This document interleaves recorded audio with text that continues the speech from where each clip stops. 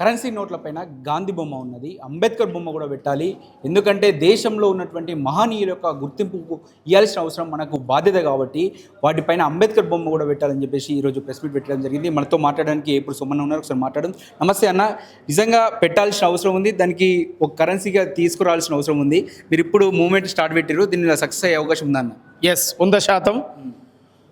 జనగామలో వెల్మజాల నుంచి ప్రయాణం చేసినటువంటి నా మిత్రుడు జేరిపోతుల పరశురామ్ గారి నాయకత్వంలో 18 రాష్ట్రాలకు విస్తరించింది.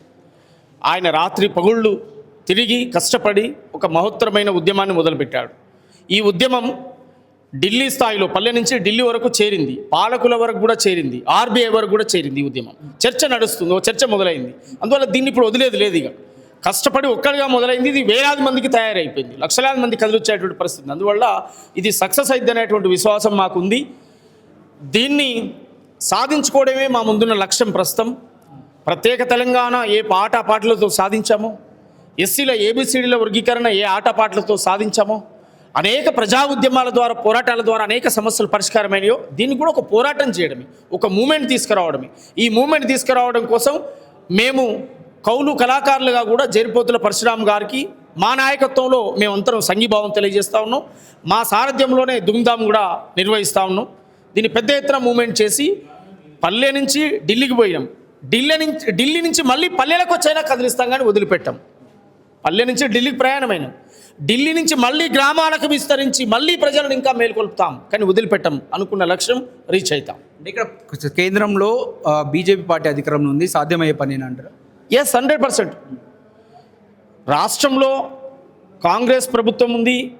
గౌరవ ముఖ్యమంత్రి రేవంత్ రెడ్డి గారు చాలా క్లియర్గా అనుకూలంగా ఉన్నారు, ప్రభుత్వం అనుకూలంగా ఉంది. రాహుల్ గాంధీ గారు భారత రాజ్యాంగాన్ని చేతులు పట్టుకునే తిరుగుతూ ఉన్నారు. ఎస్, భారత్ జోడో యాత్ర పేరుతో ఇవాళ సెంట్రల్ గవర్నమెంట్ కూడా, మోదీ గారు కూడా అంబేద్కర్ బొమ్మ వేయొద్దు అని అనుకుంటాడని మేము అనుకోవట్లేదు. అంబేద్కర్ పట్ల, అణగారిన వర్గాల పట్ల వారు కూడా ఒక సానుకూలమైన ధోరణి అనేది మాకు అర్థమవుతూ ఉంది. ఇది పెడితే వాళ్ళ చిత్తశుద్ధి కూడా తెలుస్తుంది. ఇది పెడితే వారు కూడా ఇంకా మెజార్టీ పీపుల్ అయినటువంటి ప్రజలకు దగ్గర అవుతారనేది మా ఒపీనియన్. ఇది పెట్టాలని మా డిమాండ్. సక్సెస్ అయ్యే అవకాశం ఉంది. ఎస్, 100% సక్సెస్ అయ్యేదాకా వదిలిపెట్టాం.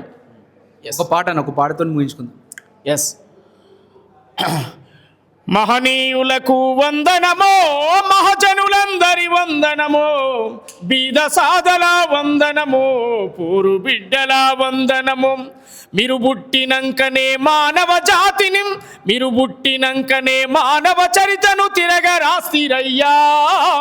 నిదురలున్న మన జాతి బిడ్డలను తట్టి లేప్తిరయ్యా. కులం కుళ్ళును, మతం మత్తును చిత్తు చేసిరయ్యా. అనగారిన ఈ ప్రజల కోసము పోరాడినరయ్యా.